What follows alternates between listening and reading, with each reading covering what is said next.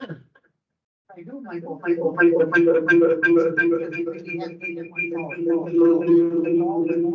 that with everything. It's computer.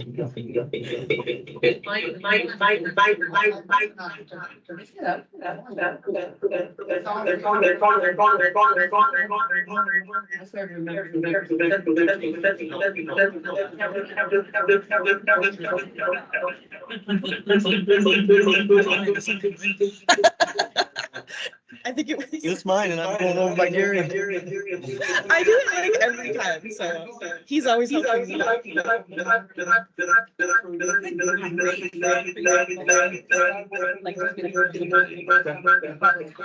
Oh, where is it?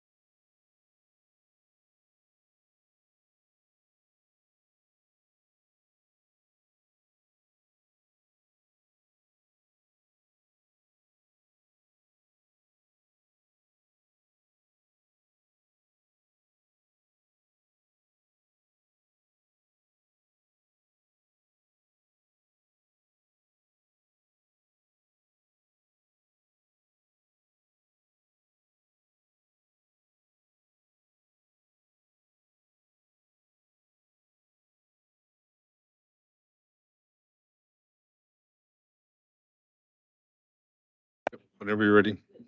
Okay. All right. Good morning, everyone. This is the Wednesday, May 1st, 2024 meeting of the Dunn County Planning, Resource and Development Committee. All members of the committee are present, so we have a quorum. Approval of the minutes from April 17th. Do I have a motion? Chairman, I would like to move to amend the minutes from April 17th and item number 3, the approval of minutes. It says March 2024 and it should be April 3rd, 2024. Without objection, that can be made. Then I'll move approval. Okay, so we have an approval with the amendment noted. Motion. Is there a second? Supervisor Kinnear. Any other discussion? All in favor, say aye. Aye. Opposed, say no. So the minutes are approved. Public comments. We have one public comment that came in electronically, so I'll have Mr. Carlson read that, and then we have 3 people who have asked to speak. Okay, good morning, everyone. So I received this public comment last night by email at 11:54 p.m. Members of the Dunn County Land Use and Planning Committee, I'm writing again with additional thoughts. I own my home in the town of Tainter, and I am against including the R1 zone property in the proposed changes to the Dunn County zoning.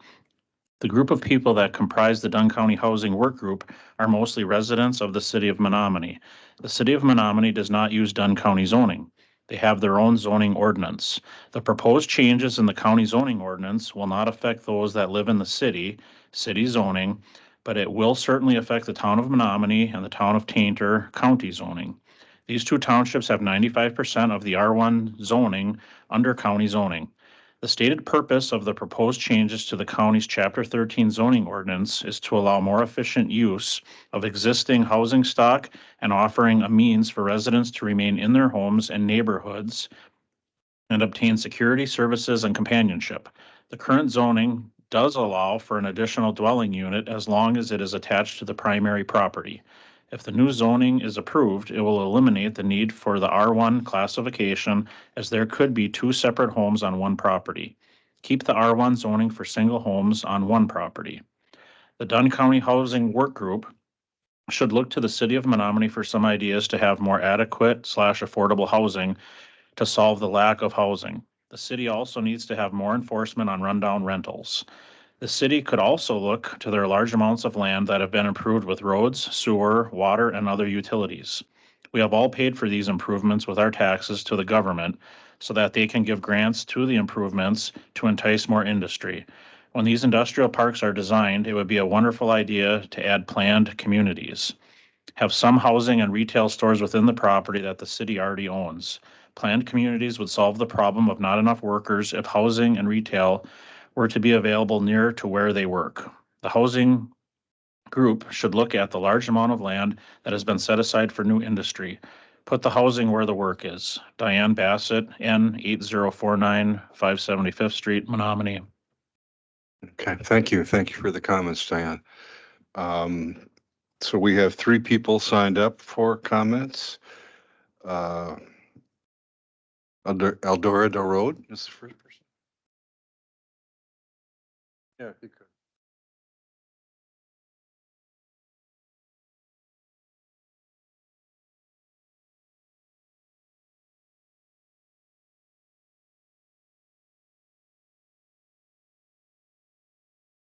Eldora D-Rod from Wheeler.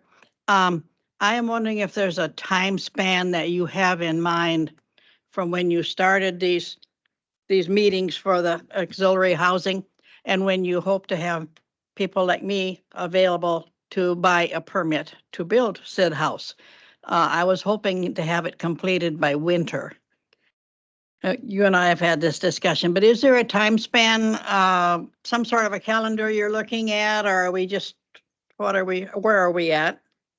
That's a good question. The actual topic for the ADU topic today is what are the next steps, and we need to outline those. And Okay. we've had plenty of public hearings. We've got lots of commentary now, and we've had some confusion about that. But now we need to clarify what the next steps are, and hopefully we'll do that today. Appreciate Okay, it. you deserve that. Thank you very much. Thank you. Bob Cook.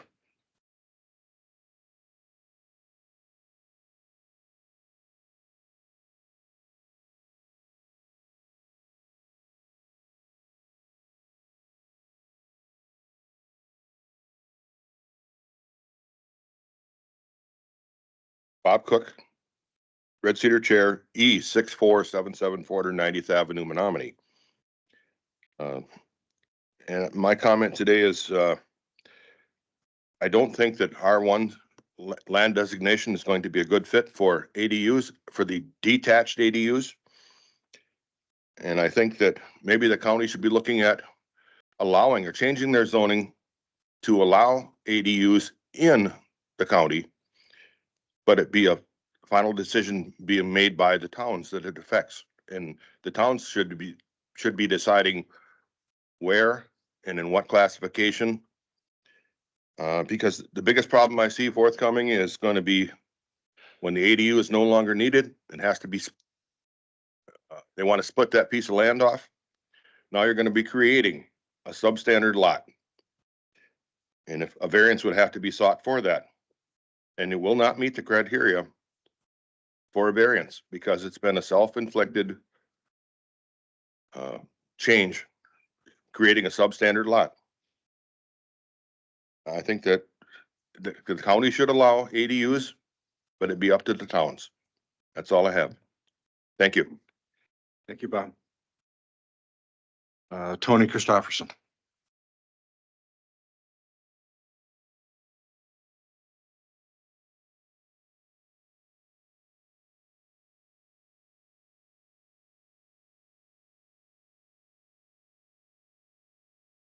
Tony Christopherson, E 9920, 630th Avenue, Elk Mound. Well, as town official. I do very much understand Mr. Supervisor Bauer's concern and desire to get the islands that the county owns back on the tax rolls. Would like to commend Chase on his very thorough report explaining the history of why the county come into possession of them. And my understanding is the county purchased them because they felt it was more cost effective not to provide public access to them islands. At that time, they were having ferries going back and forth. They were having a lot of trouble with that. My mother tells about, she's still living, that the crossing on County Trunk H, going from the town of Springbrook into across, was not built until 1965, I believe. There was a ferry up until then. And so that whole deal is about the cost of operating, getting in and out of the islands. Because I'm not in favor of the county selling them. Thank you. Thanks, Tony. So that's the public comments. Is there anyone else who didn't sign up that wanted to say anything? I think we're good. Okay. We have no public hearing. Staff reports. Is the agenda okay with the committee as it stands, or any changes? Then let's go with the agenda as it is. A report from the Natural Resource Conservation Service update. John, come on.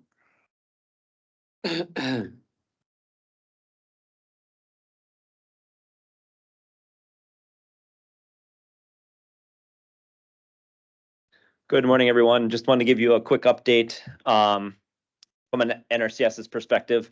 We're approaching our annual event called our local work group. Our local work group is an opportunity where where NRCS basically will take public comment, public input from individuals to look at how we should spend our federal conservation dollars. Right now, we are in a pretty, I'm going to say, unique opportunity within NRCS.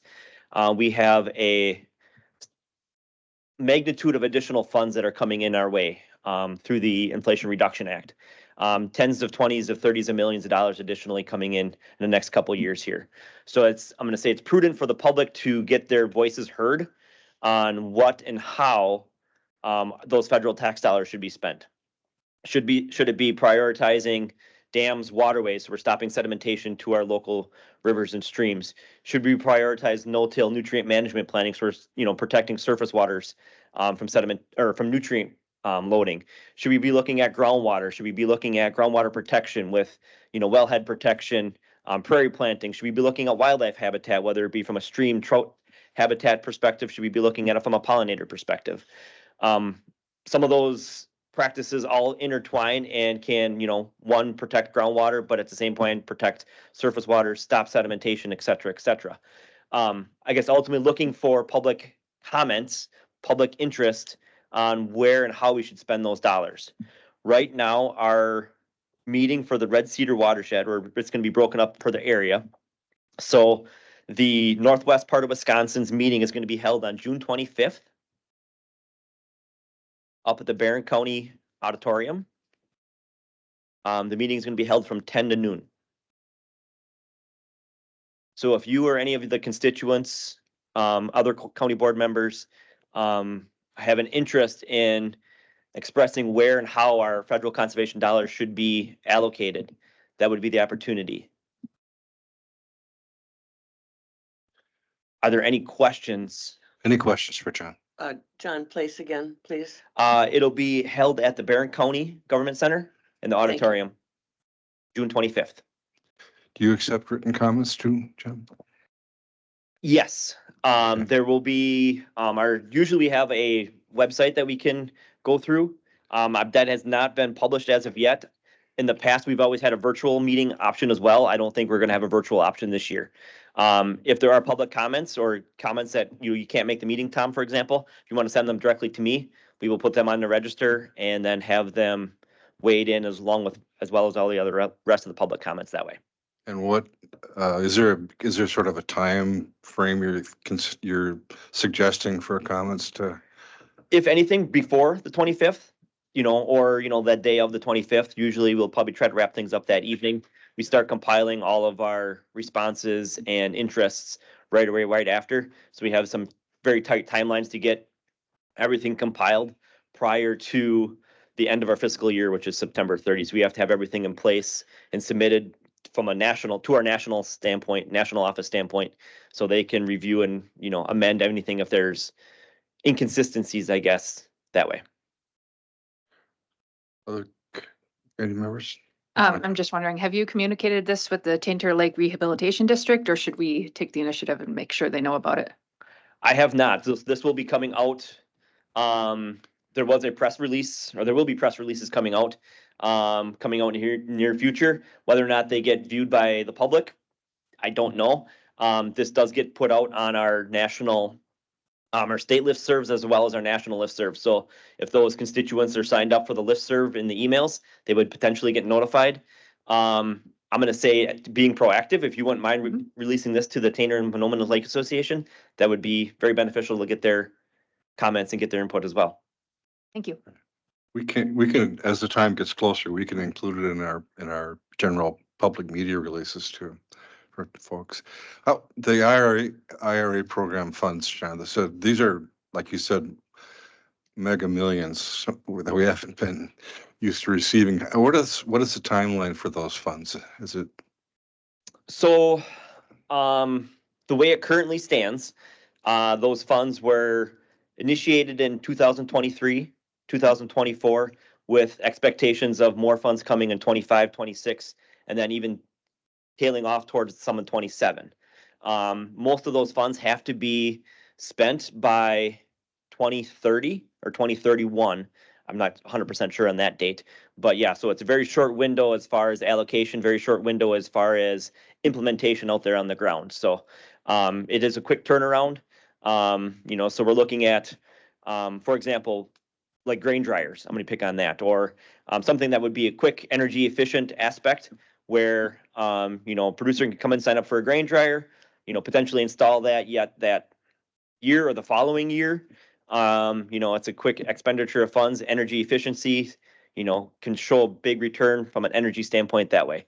Other things like, I'm going to pick on pollinator plantings or native grass plantings, warm season grass plantings, a little bit longer term, establishment aspect. But once it's established, hopefully that's there it's a perennial. Hopefully it's there for a long time. Looking at the carbon sink aspect, looking at the habitat aspect, it's a great win-win for the wildlife habitat as well as for hopefully the climate warming aspect.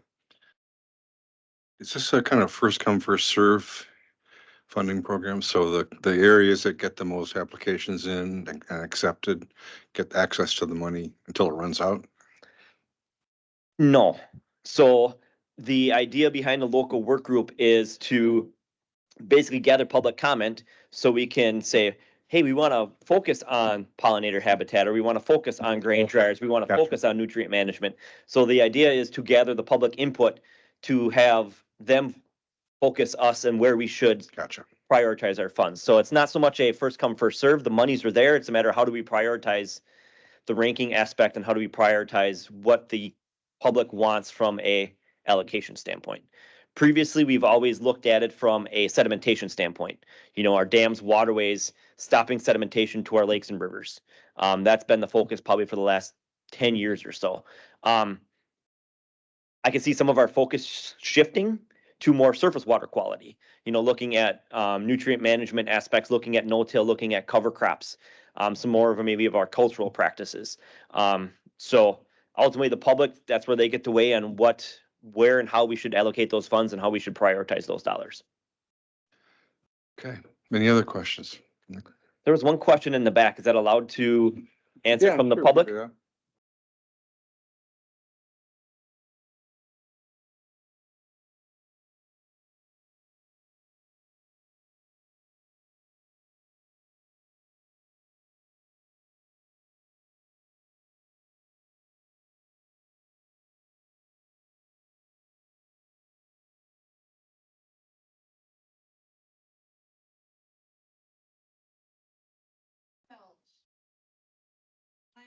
grandmother's somewhere around 1908, because that's when they got electricity.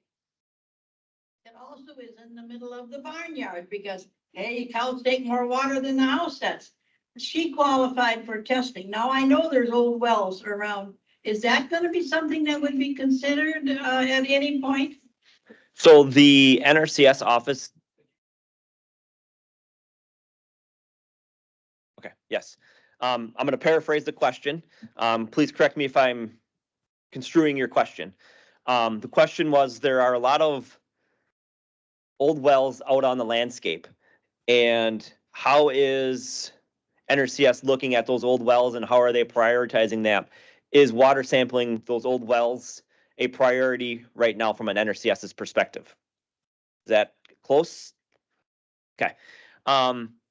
Yes, NRCS does offer well testing for exactly that, looking at long-term trends. I also know that our Land Conservation Department is also offering water testing as well to look at long-term trends of how our water levels, maybe not water levels, water quantity or water quality levels are changing over time. Right now, I'm going to pick on the example you mentioned that I have an old well in a barnyard. From a groundwater quality standpoint, that would be a high priority practice from an NRCS perspective. I'm going to even speak for Chase on his Land Conservation Department. I'd say that's going to be a priority practice. Ideally, we close that well down so we eliminate that groundwater contamination potential. So, if the well is no longer being used, can we seal it off, basically eliminating some of that groundwater potential contamination source? So, twofold. Yes, we could do some long-term monitoring for water quality. Secondly, can we eliminate that source potential and just close off that well completely? So there are a lot of wells out there. I was just at a site visit yesterday. We were back in the woods, probably 3/4 of a mile. And the guy goes, "Hey, look, there's the old farmstead." And there was the well casing sticking up in the middle of the woods. So, there are those cases out there. I'm sure there's cases with barnyards, where, maybe it wasn't sealed with bentonite properly. It was just cut off or filled in, an old cistern or something like that, where we still have direct conduits to surface or groundwater quality concerns. So yes, those are definitely a priority, and definitely I'm going to say prioritize those applications right away if the public so wants that. Thanks a lot, John. Appreciate your time. Thank you.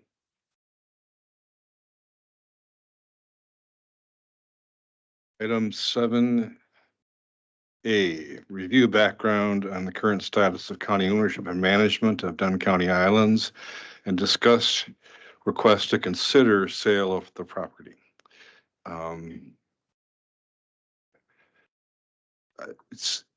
think our goal today is sort of get some background on what is how did we acquire these islands? What's their value? In many ways, how are they managed? And we're not being asked directly to make a recommendation on sale.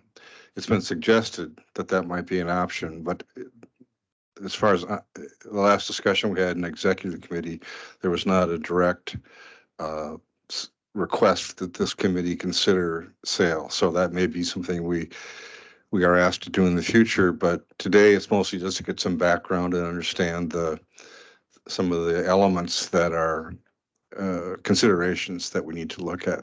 So Chase has put together a report. I know we invited Dan Prestabach, who is our former conservationist and who has a long history with these islands. So Dan, you want to come up and join us?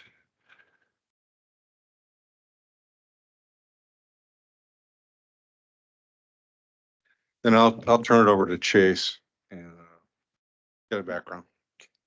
Morning, everyone. In your packet was some slides that I threw together here to try to give a little bit of background. Full disclosure, I've been at this job for 3 years, and this is the most I've been aware of the Dunn County Islands, other than I knew they existed when I worked in Pepin, but I didn't know the extent of the history. I've relied on this book and a number of other people, but this book, Where the Lilacs Grow by Jeannie Anderson. My guess is thousands of hours have been put in to describe the history of the islands and where we are today. And I've had a few conversations with Dan, and I'm glad that he's here today to kind of help me fill in the gaps. But the intention today is to just provide the background, how we got to where we are today, and what involvement we as a PR&D committee, but also we as a Land and Water Conservation Division and the Environmental Service Department have for a role in this property. So on the screen will be those slides that were included in the packet. So this is the location of the islands. We're in southeast Dunn County. The parts are in Peru Township and part is in Rock Creek Township, all within the Chippewa River corridor. A little bit closer, some labels here with the particular islands themselves. To the far west is Pasture Island, which formerly was part of Happy Island in the middle. And Dan maybe can fill in some of the history there, but my understanding is that a river channel cut through there based on a potential as a consequence of fire suppression or fire management. So a furrow may have been plowed to control a wildfire on the property, and the next river flash flood or flood cut this new channel, which then separated the two, for which you can see Pasture Island is not connected to Happy Island anymore. Happy Island is the main part of the island, and then we have the what's considered the Caryville Savannah State Natural Area officially, otherwise known as Brush Island. So in Peru Township, there's approximately 800 acres, all of Pasture Island and the western part of Happy Island. In Rock Creek Township, there's about 1,100 acres, the eastern part of Happy Island, and all of the Caryville Savannah State Natural Area. It is all within the floodplain of the Chippewa River, and it is also part of and adjacent to the lower Chippewa River State Natural Area, which I'll cover in a little bit. There were approximately 9 farms on Happy Island until the early 1940s. This extends back to settlement of European settlement at the time, so 1800s all the way through till the 1940s. Access to the island, which I just learned the other night, was primarily by land through a road that accessed what was considered Old Maradine, which had been in the northeast corner of Happy Island. Jeannie Anderson described it as, why would you put a logging town on an island? So it was never an island. This only became an island later into the late 1800s, based on flooding and channel navigation or channel change. So yes, frequent flooding caused many issues on the island for the farms and the infrastructure that was there, as well as the access to the islands via ferry and eventually bridge access. Some of the notable floods I've listed here, these are not all the floods. We could go back on flood records, and in some years it may have flooded multiple times in one year, and I think even we see that to this day. 1941 was probably the flood that took out the 2 bridges going to Happy Island, and was kind of the straw that broke the camel's back as far as infrastructure and the county getting involved more at that time. In November of 1943, the county board voted to purchase Happy Island, Brush Island, and the adjacent land near Maradine Slough. And in 1944, there was an auction was held to sell off the remaining buildings on the island. So in this book, there's a number of good examples of the auction bills and things and how that was orchestrated back then. After the county purchased the property, a number of tree plantings began around 1947 all the way through 1979, primarily white pine and red pine. And that was through a number of partnerships with a lot of people. Milo Tappan, if any of you recall that name, former, I think it was a former ag agent for the county, was highly involved in that. The first timber sale was conducted in 1962. And that was primarily to harvest hardwoods and not any of the pine that had been planted. I was asked to try to prepare in this information the the funding or the revenue generated from timber sales. Unfortunately, from 1962, I have not been able to dig deep enough to find what that revenue is. In around 1980-81, the Army Corps of Engineers issued a permit to build a logging access road or a crossing through Maradine Slough, which would be on the south side of the islands. And we are still able to maintain that and access that or use that crossing to this day, as long as the footprint doesn't change. So that is how we've been able to access that island for any subsequent timber sales, of which I'll cover here. The first pine sale started in 1980 through 84. That generated about $16,000. Second sale was 1996 to 2000. That was what white pine or red pine again. That was about 38,000. And then roughly around that early 2000s was an easement for access from the town road through private property was granted, and we've maintained since with the private landowner just to get access from town road to there. Dan maybe can fill in what happened prior to that as other timber sales, but you'll notice that these timber sales are not completed in 1 year. A lot of this has to do with the depth or the flow of the Chippewa River. And typically, so you'll see in the pictures that logging trucks are driving through the river, right? If that gets too high, then it can't be conducted. So I'll mention later as we look at a future timber sale, having longer contracts in order to facilitate the completion of a successful sale when water is at its lowest possible flow. 2001, there's about just shy of $6,000 put into a crossing repair, but we generated about over 14,000 in revenue from that sale. 2007, there are also the expenses, or the revenue along with the expenses. As you would expect with the river flowing over that crossing, there is some maintenance that's needed. So that's where majority of the expense comes from, but also to build up and restabilize any existing roads on the island that may be used or needed for logging. 2008, 2009 is mentioned here, and then 2011. Total revenue for 2007 through 2011 is just shy of $109,000. 2012, there was some expense put in. A timber sale was bid out, but there were no bidders at that time, so that sale was never completed. It may not have been a priority sale at the time, but we do have the potential for a future sale on this property.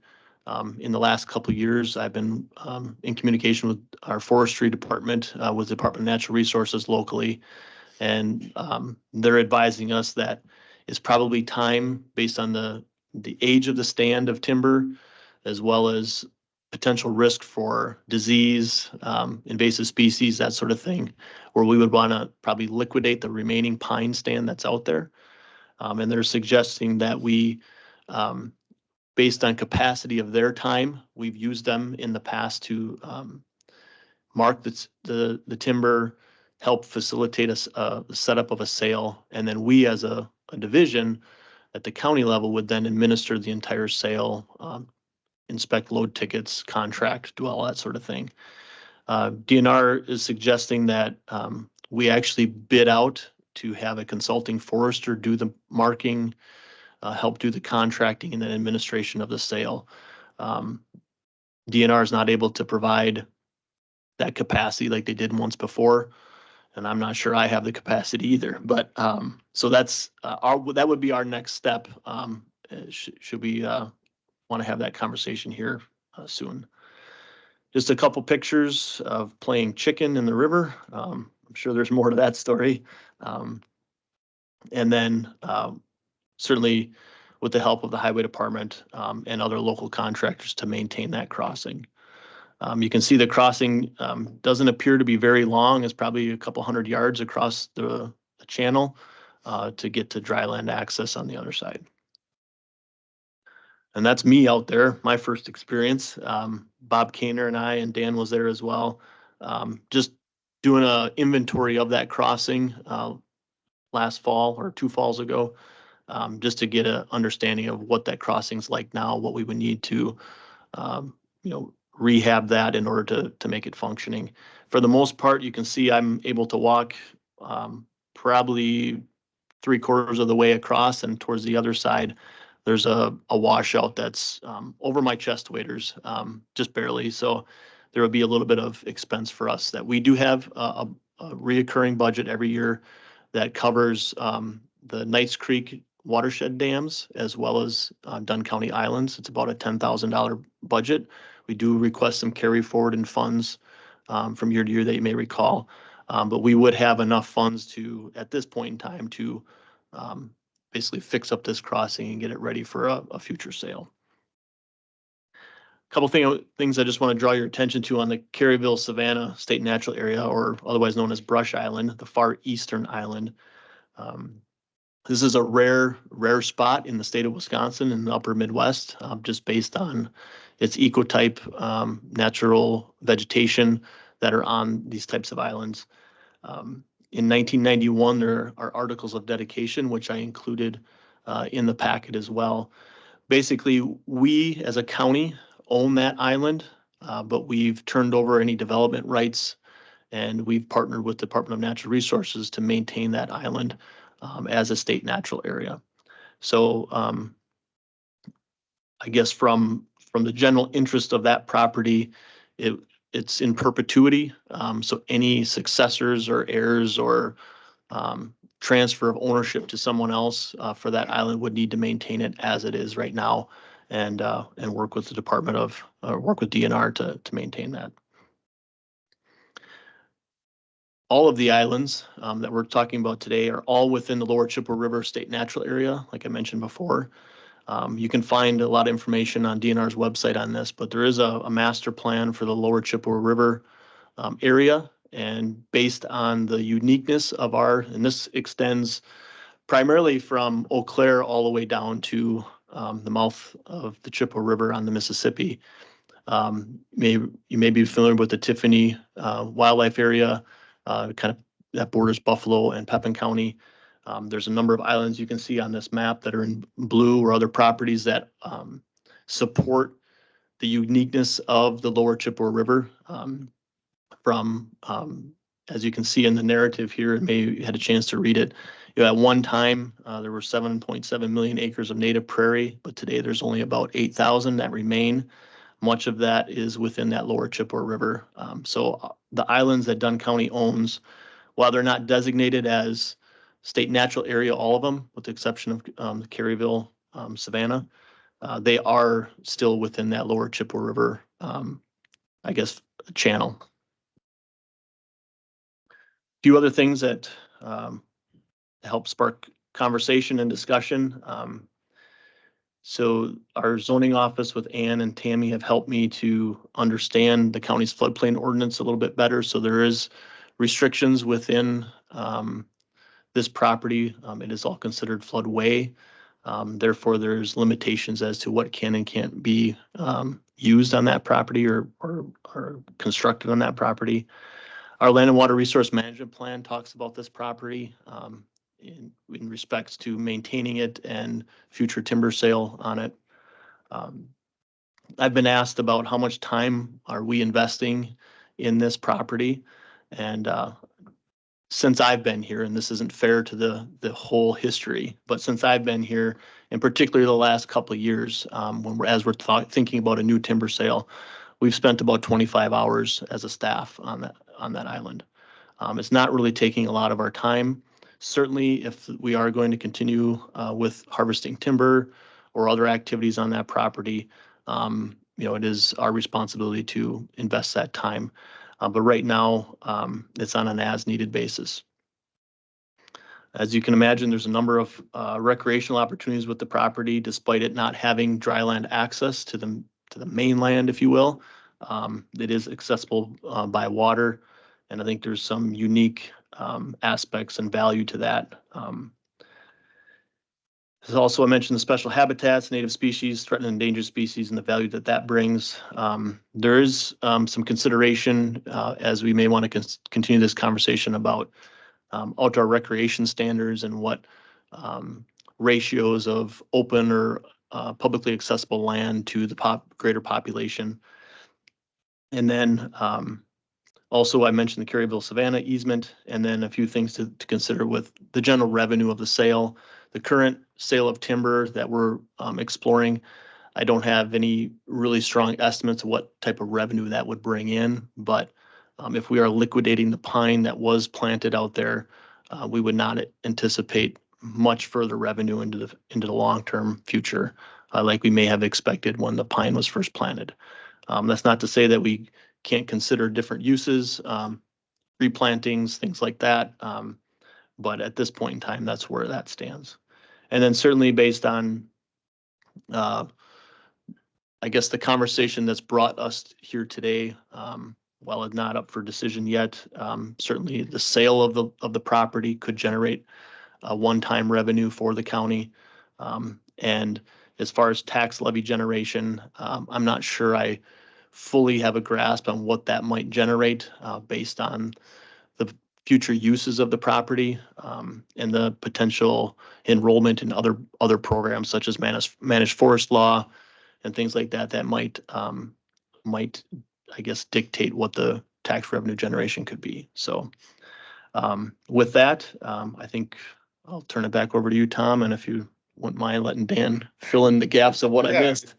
Thanks, Chase. That's exactly what information we wanted. And I would like to ask, with the committee's permission, to have Dan Presterbach just talk to us for a while about his perspectives on. I know Dan has been involved with managing the island for many years and has strong feelings about it. But Dan, could you share your thoughts with us about it? There you go. When I think about the island, I look at it from quite a few different perspectives, but definitely from the county's perspective, there's a lot of value out there in the timber, but there is also a lot of obstacles to get the timber off. And then if you look right where that green square goes up in the middle there, I don't know if you got a pointer, Chase. Right in there, that's where the crossing is. And then there's about a mile of dirt, unimproved or rocked road from there back to the gate. And my family owns that land, and we have owned it since the 1960s.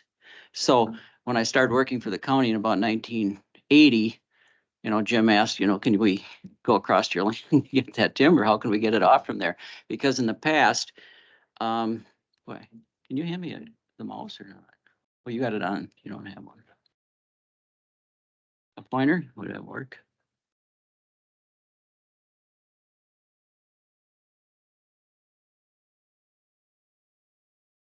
Does a pointer work on there? Okay. Oh, that helped. Okay, so boy, my hand's real steady at this distance. So the crossing is right in this area. And then the road goes all the way out to right here where it's gated off. So in 1980 or so, we worked out a 2-year easement with the county. I think Bill Thedinger wrote the first one. And they've been paying my mother $50 a year to use that easement. Okay. And that easement is for timber management only. It's not for the public or for anyone else to use. And then I think in 85, if I got a copy here, we redid the easement about a couple of years after it expired. And then we redid it in 2002, maybe. So we're still working on that easement in concept. And, in the meantime, my mother now just turned 94 years old last week. And she has given a life estate to my brother, or she retained a life estate. So now we have my brother, myself, and then my sister-in-law, Lynn, as people that would be in a decision as to whether, how we continue that. So I don't have a problem. It's worked out fine because it hasn't been used a lot, but I want you to realize that that's just, when we think about managing timber out there, there are quite a few obstacles to go through. The last timber sale that generated the $105,000, the we had to do, occasionally do some work on some of the roads, but the loggers, pretty much are responsible for the roads on the island once their bid is accepted. And it worked out real good. We had a logger from, that was cutting, and he hired a trucking company from, Elk Mound, and the trucking company would put the slips in the little box that's there, and we'd get those slips, and the checks would come from Woods Run and Colfax, because that's where most of the timber went. And then some of the smaller wood went to Wisconsin Rapids, and for 90% of that sale, it worked out really well. We didn't have, a lot of time after it was set up. But as being, in Chase's position, it's something that's always on the back burner, but there's so many other things to get to that the island and the management, and then working with DNR to get timber sales set up was just something that, didn't happen a lot. You had, the price of timber, it really has to be a pretty good price for wood to pay for a logger to go out there and log it. And then the cost of getting the timber off for him. And then, of course, there's the water levels to deal with. So it is a challenge to log out there, but I think it's been a good moneymaker for the county. I know the first timber sale back in the 80s that Woods Run did themselves. That's when the land conservation, we had an enterprise budget at that time yet, and we used it to get a new pickup and, do things. Now at the second and the third timber sale have gone right into the general fund, and that's why there's always the request to, in the budget for maintaining that road. Although, most years it doesn't get used and has been asked to be carried forward. Mr. Chairman, where is this existing pine plantation located? Is it throughout the island, or is it in a particular? Yes, there's a map in the office that shows what year Okay. these pine were planted. Right up here are the youngest pine, and I don't believe they've ever been thinned yet. This area here has been clear cut in the last sale. So that one is gone. These here are all pine plantations, and they're white pine, and they have been thinned, and there's some really nice pine in there. And the first sale that Woods Run did was mainly down on this end of the island, because I believe at the time, in the book, Jeannie has a picture where they used the ferry to get the tree planting equipment and a boat motor up on this end of the island. So that's where they started planting in the 40s. Those were the oldest pine. And most of those are still there. There's some red pine in here that have been thinned twice, and they're beautiful stand of timber. So from the time the Merdine was moved, the village was moved, and the farms were there from the 1890s until 1940s. These 9 farms had the cropland here, and they were only about roughly 40 acres of cropland per farm. The rest is floodplain forest that's big silver and red maple trees and ash and hardwoods. And that land, even when you look down here in the mainland, that land you just can't clear it and farm it. It floods, and it's like a big sponge when the flood comes, that's for sure. But those farms, about 330 acres of the cropland on those farms is what was actually planted to pines, by Milo Tappan and his crews, after the county acquired the property. So there's about roughly 330 acres. There's a few up here, the younger pines that were never thinned, and they've all been thinned once, and quite a few down here in the lower end have been thinned twice. And then if you look up on Pasture Island, there, a lot of those pine were planted back in the 40s, but they didn't come real well. And I think one of the first years I worked for the county, we had a church from Eau Claire come down, and they went out and hand planted more pine on that island. But we've never been able to get over there and harvest that timber. And in the sixties, that first timber sale, they went across what I call Lund's farm, Pinky Lund's farm, and they had a crossing right here. And that's how we first got to the island and drove across the river there.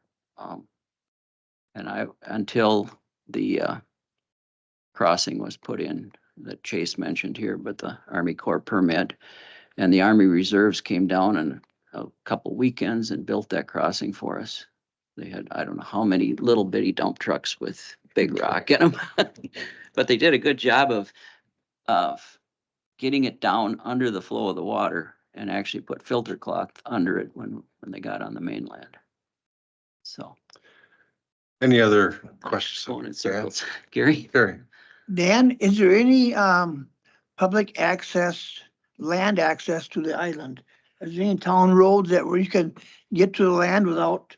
Okay, right Trespassing. here is what we call Straw Hill.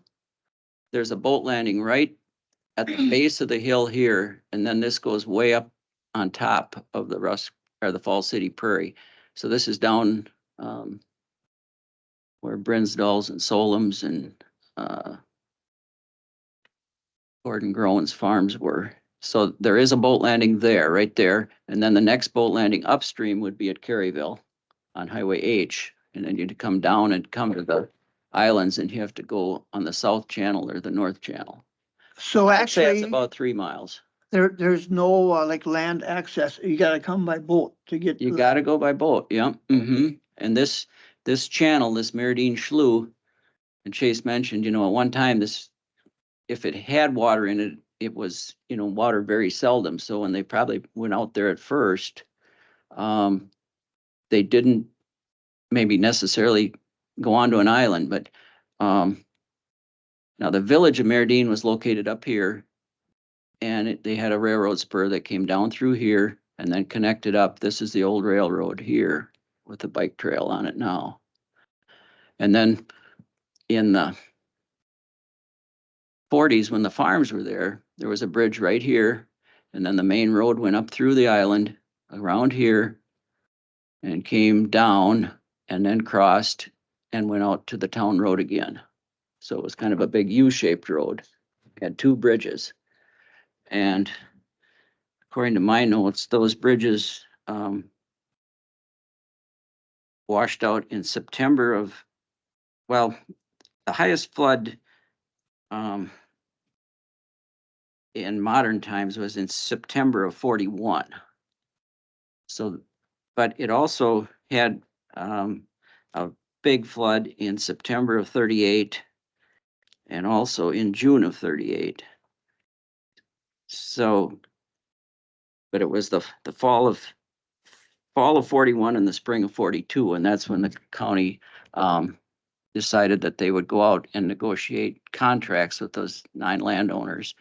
And once they had them all under contract, then they executed the sale and purchased the land. Has there ever been, Dan, a master plan for that island? I mean, has that ever been, or is that on the back burner all the time? It's kind of on the back burner. And, you know, Milo Tappan, when they planted the trees, worked for the Wisconsin Conservation, which was the DNR. And he worked then with the committee of the county board to, you know, buy the trees, and they paid people to go out and do the work. And I mean, I think that Milo probably had a plan, but nothing was ever really written down. And when I worked for the county, we never really did a plan, no. Mr. Chair, Mr. Kinnear? Yeah. I don't know if I got it from Chase correctly. Is there one more harvest possibility?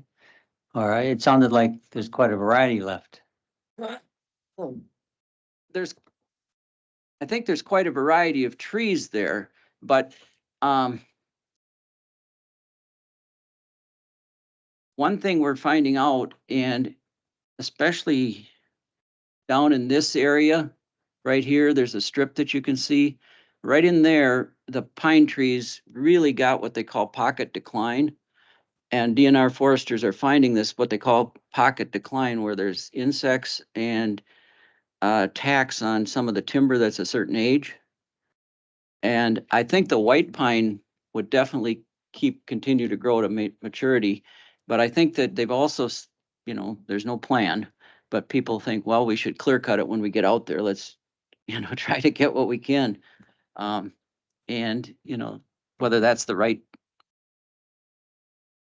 way to do it or not, I don't know for sure.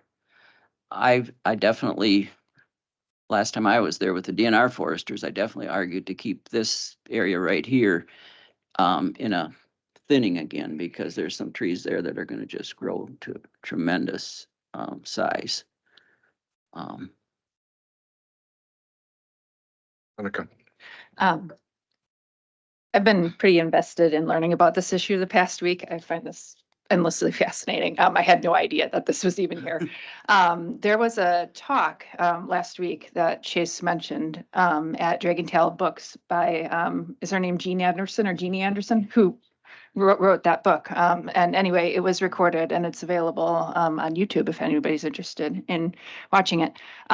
So yeah, that was fascinating. I drove out over the weekend to the Straw Hill boat landing just to take a look at the island. That was a fascinating and kind of scary drive. I don't think I should have taken my wheel down the hill that I did, but I did. And I You made didn't meet anyone. What's that? You didn't meet anyone on the hill. I didn't.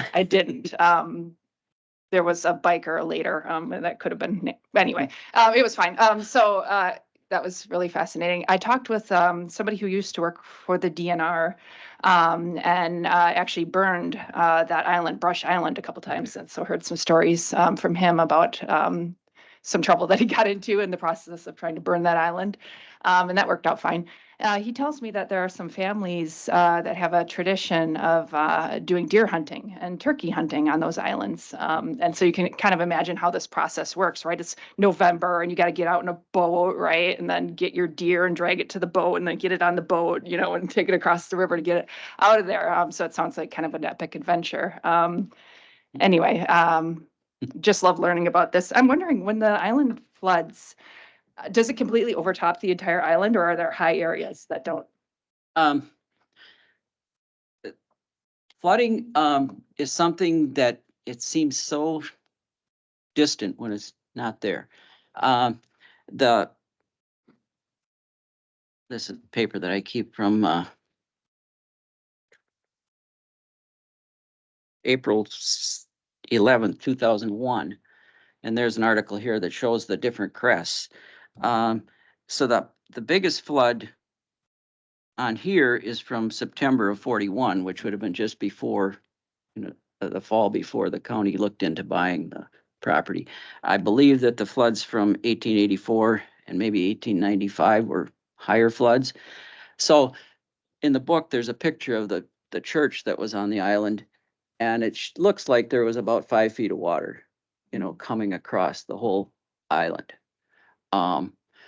And the thing about floods that people don't understand is, or that they don't think about them. We always think about a spring flood, but it was in September of 41, and it was in January of 1895 when it flooded and froze. And I believe Jeannie Anderson told me from the 1956 article in the Dunn County News, Kenneth Jevney talked about his father being out there and being able to skate all over the island because it flooded and froze. And I think it happens, we don't think about those floods until they happen. And the biggest, I can remember in 1967, we lived just south of this, and between Highway O and our farm, about half of the road was underwater. And the milk truck came in and loaded the milk up in a bulk tank and got out, and he got off the road and he couldn't get back on. He pulled the plug and all the milk went downstream. And then he was able to drive the truck off back. And I remember sitting in the house just like today, watching him, wondering if he was going to make it to the road. And the biggest flood that I remember was really dealing with was the Father's Day flood of 1993. there was a lot of rain, the Chippewa River and, Flambeau River, and 7 to 8 inches of rain, and boom, it came.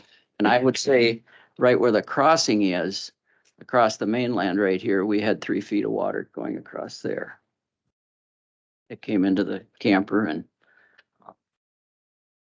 and that's one of the big reasons I think the island, of course, should stay in county ownership because of the floods, because people cannot prepare for a flood.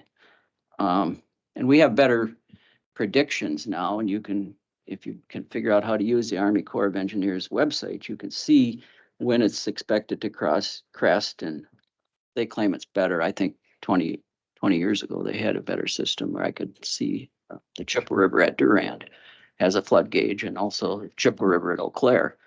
But you have to watch too. The Red Cedar contributes a lot to the Chippewa River at Durand, but it doesn't contribute to anything on the Eau Claire flood gauge. So. What But- year, what year was it when that channel, that cut off Pasture Island was formed? Okay, that's might be a little bit. I think that there was always water here, but if this photo went out a little further, you'd see creation of this as an island here. This island's in the town of Springbrook, and it was connected to the mainland until that channel from there, boy, it's hard to say, come down. So now there's water coming here, and this is the channel that's kind of abandoned. So this water goes out here, it comes back into the river. I wish that, I don't know if that USGS map shows that a little better. So, and I don't know when Herb Grutt is the person that told me that about the fire being on the island and plowing that channel, and then the spring came up and took the channel and diverted the water. So right now there's very little water coming through here. It's coming out around here. So Dan, you're talking about a church up there. Is there still a cemetery there then? Because usually rural churches, they always had a cemetery right next to the church. The church that was on the island here was moved in the wintertime, I believe in 1917, up to the Rock Creek Church on the south side.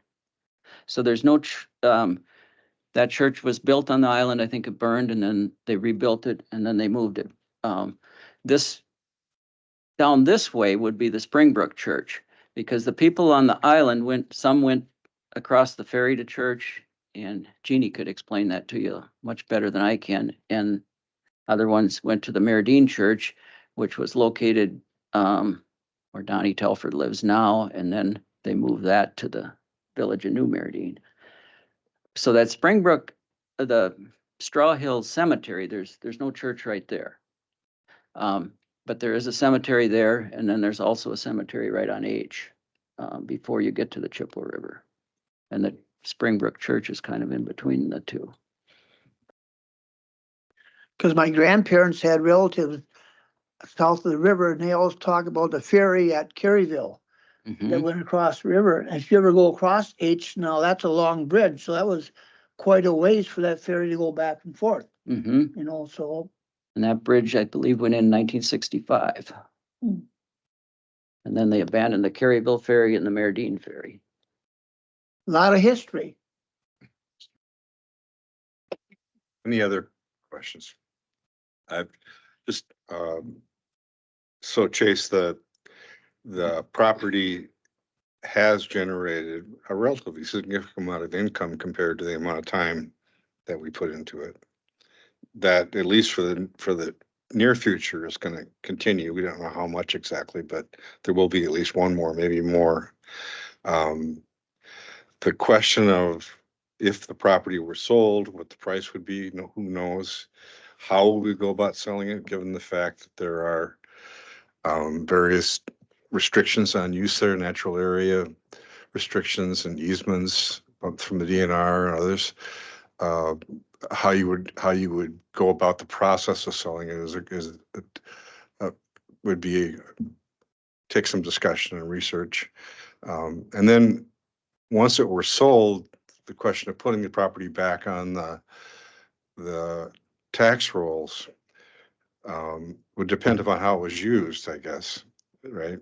And most likely, although this, we don't know this, most likely anyone who bought all or part of it would continue to keep the property in the managed forest crop law. And that significantly reduces the amount of property taxes that the county would collect from it. I didn't calculate that myself, and I know you haven't either, but that's just a consideration in terms of the value of the property in terms of tax levy in the future. Hmm. Um, May I ask a question, Mr. yeah. Chairman?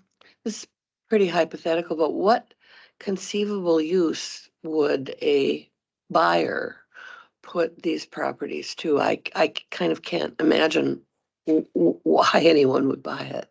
Well, I was thinking that since Supervisor Bauer is here, that maybe once we have a sense of what the resource is that we have, that we could ask, not right now, but just a minute, maybe Bob, have you sort of talked to us about why you suggested that it be sold and what you were thinking to answer that question. But, and maybe now's the time for that. Any other questions about the resource, the property? Bob, would you mind coming up and joining us here? And if you could, yeah, just take a seat. So you brought the idea of selling the property to, I think, the facilities committee first. And then it was discussed at the executive committee and no action was taken.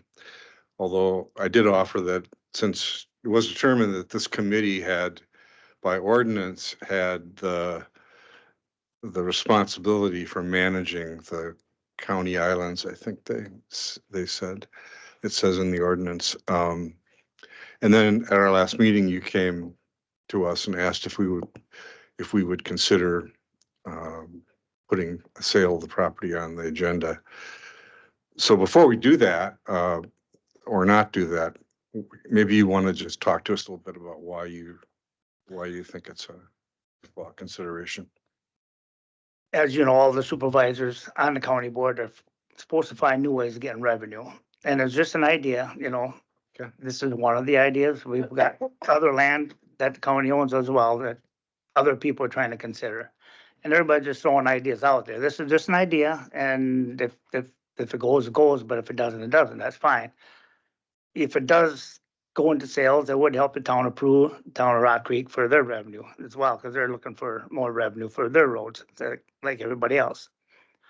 It could be, if county doesn't want to get out, maybe sell it back to the DNR or something like that. Keep it in that type of thing, but get the county some revenue.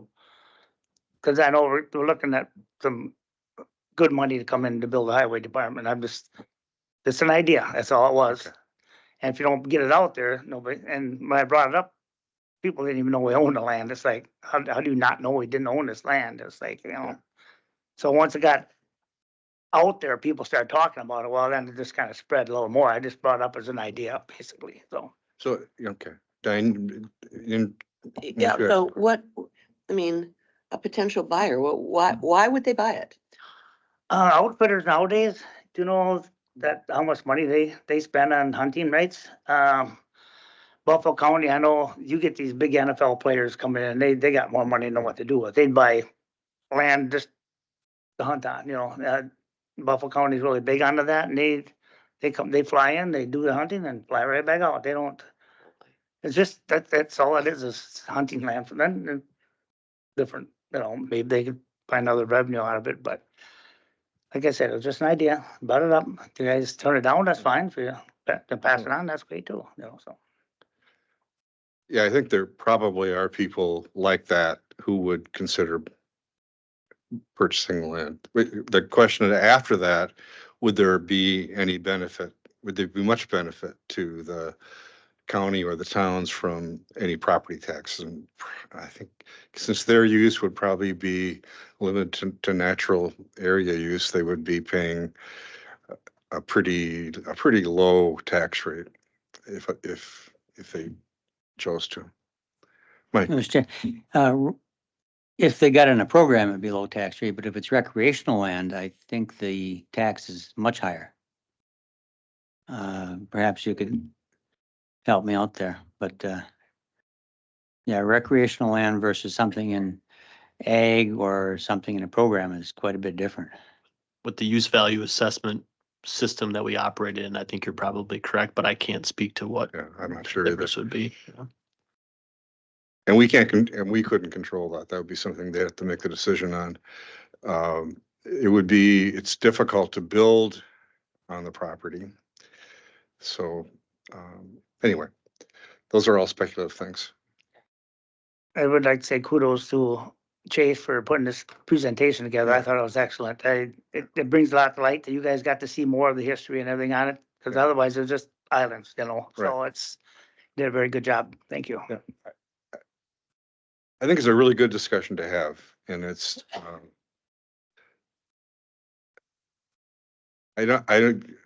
just a little bit, it was a confusing process, but it feels to me like unless we are asked by the county to consider the sale of the property, my sense is the committee is not ready to make any recommendation on that. Is that the sense? But a good discussion, and one that we needed to have.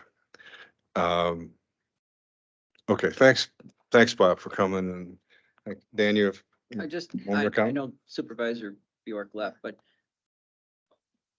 I know that Supervisor Bjork left, but I know when I was working, he always wanted to come down and have a tour of the island. And, Yep. you know, if you want to do that, we sure could arrange to see part of it at any time. I would help Chase set that up. Okay. Thank you, Dan. Thanks a lot, Dan, for coming. Thank you for. Thanks letting again, me- Chase, for putting that together. I did watch I didn't go all the way to the end, but the YouTube video from Dragon Tail Books is quite fascinating. She's interesting. It's on video? Yeah, you can access it from Dragon Tail Books, I'm pretty sure, from Okay. Ann Vogel's bookstore. From Jeannie's talk, okay. Yeah, Beanie's talk.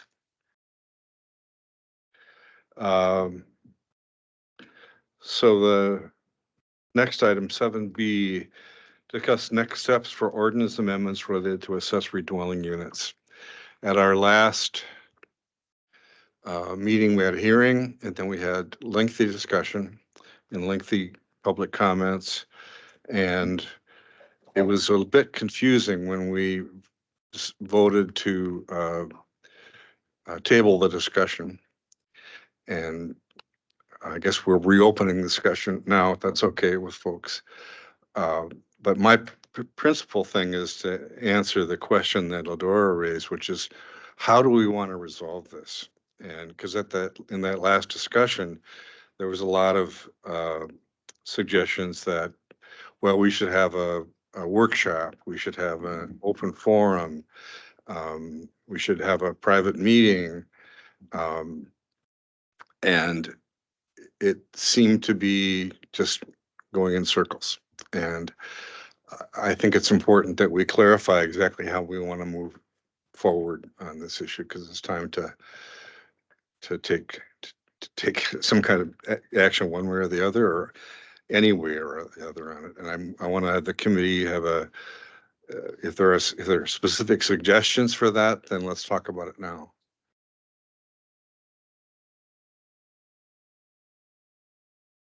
My thought, no, you go ahead. Oh, you'll all be surprised that this is coming from me, but I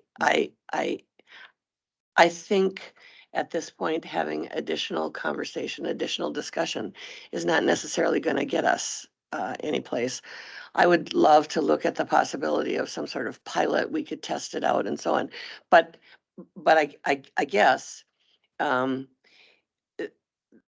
the opposition from the townships is they're not likely to change their minds with additional discussion. I mean, they're not likely. And so I guess, even though it pains me to say this, that I think we should take ADUs out of R1 and proceed with the ordinance amendment that allows R2, R3, general ag, et cetera. And maybe at some point, people will understand the issue and we could come back to it. But I can't see any way forward without endlessly revolving conversations, which we have been having for, I don't know, Eldora, 8 months. No, just seems like 8 months. It's I true. think it's 8 months.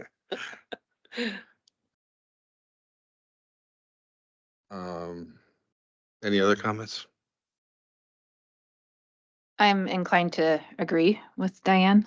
I do wonder though, if we have enough consensus on attached ADUs in R1 for that to be in there. I don't know.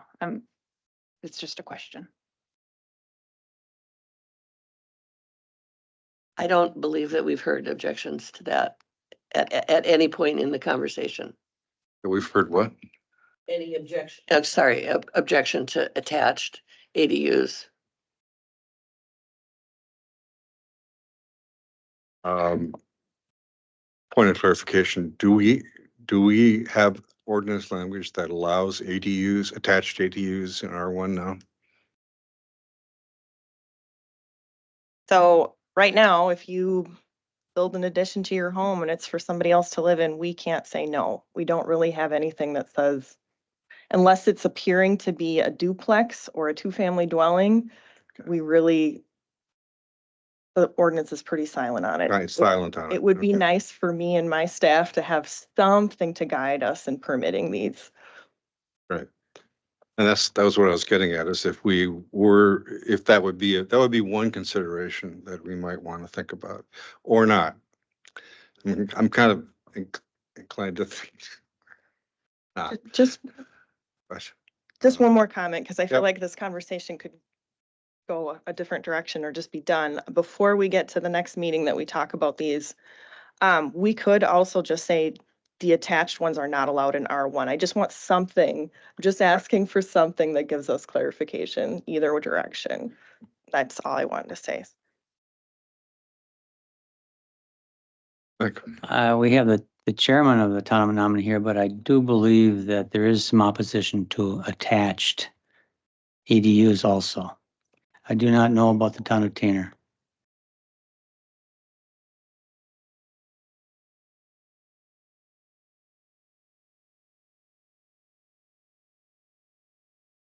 I agree. That's what I've heard. So, I mean, I agree with everything everyone said so far. I think we've had enough discussion. In terms of private discussions with town folks, I think that it's just, there's not a sweet spot that would allow us at this point in time to agree on it, which is fine. So, what we can do, I think, is schedule this on our next meeting as an agenda item for action, and ask the staff to present us with would it work for us to ask the staff to present us with an ordinance version that takes ADUs out of R1? Is that okay with the committee? That's fine. That should be fairly straightforward. Yep. Okay. Let's do that. And then we'll have a discussion about that and make a decision one way or the other, or whether to go ahead. Okay. Can I And say something? Yep. So I was really happy to hear that the Wisconsin Towns Association, their last meeting, they had a roundtable discussion about accessory dwelling units. I think it's huge that people are talking about this, whether it's negative or positive. I think any discussion is good discussion. I'm also wanting to shout out like all the town officials that keep showing up for these meetings. This is great. Please keep coming to these. It's helpful. But I also want to say, if anyone has questions or confusion about what these ADUs mean or what the zoning ordinance allows right now, my phone number is 715-231-6522. I work here at the Dunn County Government Center. Please come see me. I love to talk. I may not seem like it in these meetings because I get really nervous, but I'd be happy to talk to you anytime.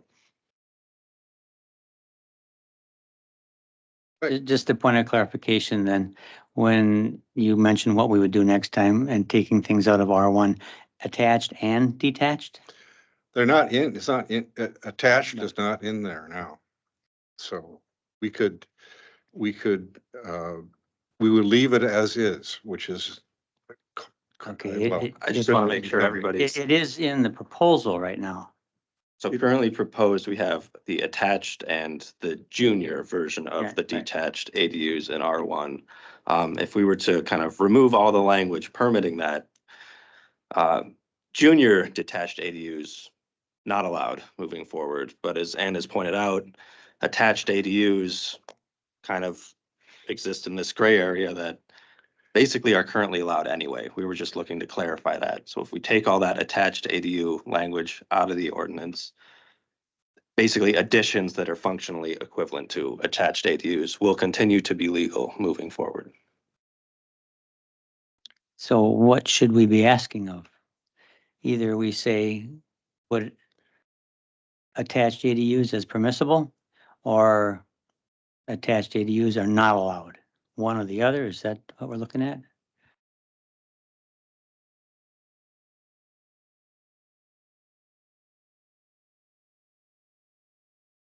My sense is that the towns that are most directly affected do not want language authorizing ADUs of either type in the ordinance. And so we would be best to take all mention of it out of the ordinance and struggle through with the situation we're in right now, which puts a certain amount of pressure on staff for each individual consideration. But I think that that's my sense. If anyone has another opinion about that, I'm totally open to.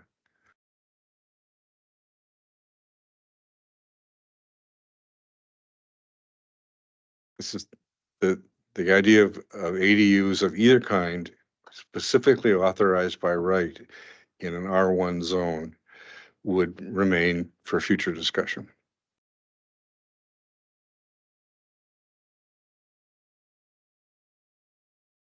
Okay. We can talk about that next meeting, and we want to change it, we can, but that's the request we ask you to come back with. Okay. Anything else? Any announcements? Future meeting date, May 15th. Is that okay? All right, then we're adjourned. Thanks, everybody.